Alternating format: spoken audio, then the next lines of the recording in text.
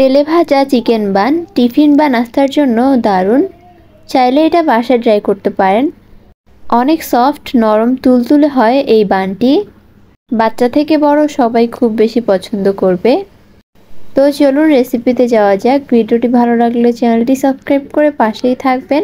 আর ভিডিওটি কেমন লেগেছে অবশ্যই কমেন্টের মাধ্যমে জানাবেন। তো প্রথমে আমি ডোটা বানিয়ে নিব। তার জন্য প্রথমে একটা বড় সাইজের বোলের মধ্যে নিয়ে নিচ্ছি হাফ কাপ পরিমাণে কুসুম গরম পানি। পানির মধ্যে এখন দিয়ে দিব হাফ চা চামচ মতো চিনি, দিয়ে দিচ্ছি 1.5 চা চামচ মতো ইস্ট।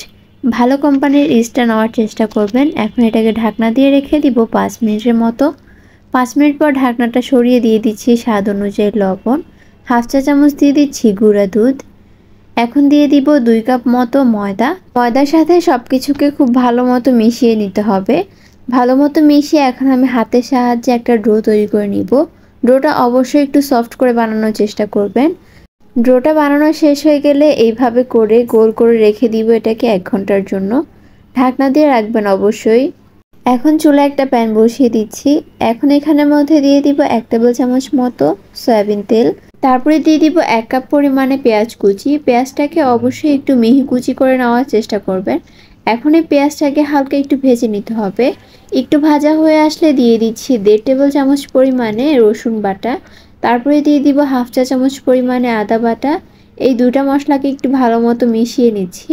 এখন দিয়ে দিব গরুর মাংস। এখানের মধ্যে আমি বড় সাইজের 4 টুকরা মাংসকে সিদ্ধ করে এরকম ঝুরা করে নিয়েছি।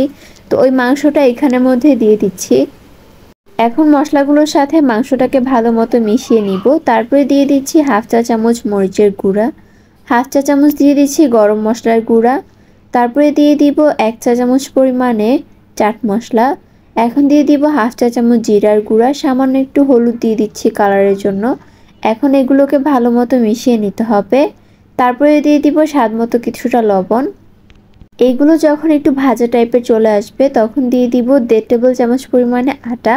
আপনারা চাইলে আটার পরিবর্তে ময়দাটাও ইউজ করতে পারেন। এইখানে আটা দেওয়ার কারণ হচ্ছে আমরা এই পুরটাকে রেস্টুরেন্ট স্টাইলে করব, তার জন্য এখানে আটা দিয়েছি। এখন দিয়ে দিব 1 কাপ পরিমাণে লিকুইড দুধ। এইখানের মধ্যে আমি গুঁড়া দুধের সাথে পানিটা মিক্স করে তারপরে দিয়েছি। আপনারা চাইলে গরুর দুধটাও দিতে পারেন।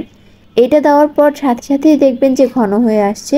তো যখন এরকম ঘন ক্রিমি একটা কনসিস্টেন্সি চলে আসবে তখনই চুলা থেকে এটাকে নামিয়ে নিচ্ছি। এর মধ্যে কিন্তু আমাদের ডোটাও ফুলে ডাবল হয়ে গিয়েছে। এখন ওইখান থেকে আমি বাতাসটাকে বের করে নিব। বাতাসটা বের করে এটাকে হালকা একটু মথে নিচ্ছি। তারপর এখান থেকে আমি লেচি কেটে নিব। এটাকে আমি 5 ভাগে ভাগ করে নিয়েছি। মোট আমার 5টা বান হবে 2 কাপ ময়দা দিয়ে।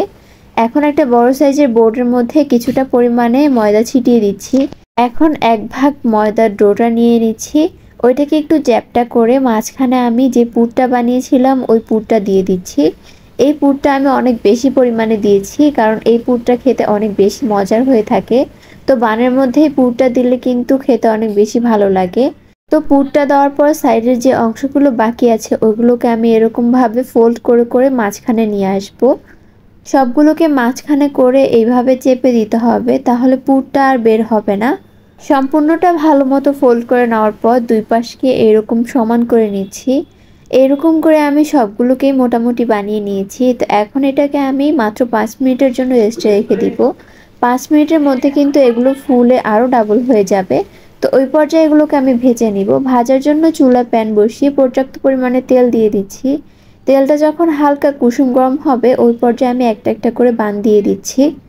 বানগুলো দেওয়ার পর 30 সেকেন্ডের মতো অপেক্ষা করতে হবে। তারপরে একটা একটা করে এরকম উল্টিয়ে দিতে হবে। এই বানগুলো কিন্তু দিলে সাথে সাথে ফুলে যাবে না। যখন আপনি এগুলোকে লো আঁচে আস্তে আস্তে ভাজবেন দেখবেন এগুলো খুব সুন্দর মতো ফুলতে শুরু করেছে। আপনারা চাইলে কিন্তু এই বানগুলোকে বেকও করতে পারবেন। চুলা একটা হাঁড়ি বসিয়ে ওইখানে একটা স্ট্যান্ড বসিয়ে দিবেন। তারপর একটা প্লেটের মধ্যে এই বানগুলোকে নিয়ে বেক করতে দিবেন। দেখবেন যে সেম ভাবেই কিন্তু এগুলো ফুলেছে। তবে আমার কাছে ভাজলেই টেস্ট অনেক বেশি ভালো লাগে। আর ভাজাটা কিন্তু একদমই সোজা। সবগুলো বান খুব সুন্দর মতো ফুলেছে, একটা বানও ফেটে যায়নি বা ফুলেনি এমন হয়নি। বলতে গেলে এটা হচ্ছে একটা নো ফেল রেসিপি। আপনারা চাইলে কিন্তু বাসায় এরকম ট্রাই করতে পারেন। তো আমি আপনাদের সাথে একটা ভেঙেও দেখাচ্ছি। প্রথমেই দেখিয়েছিলাম এগুলো কতটা সফট হয়েছে। বাচ্চাদের টিফিনে এটা দিলে তো বাচ্চারা খুবই পছন্দ করবে। আমার আজকের রেসিপিটি ছিল এই পর্যন্তই। আল্লাহ হাফেজ।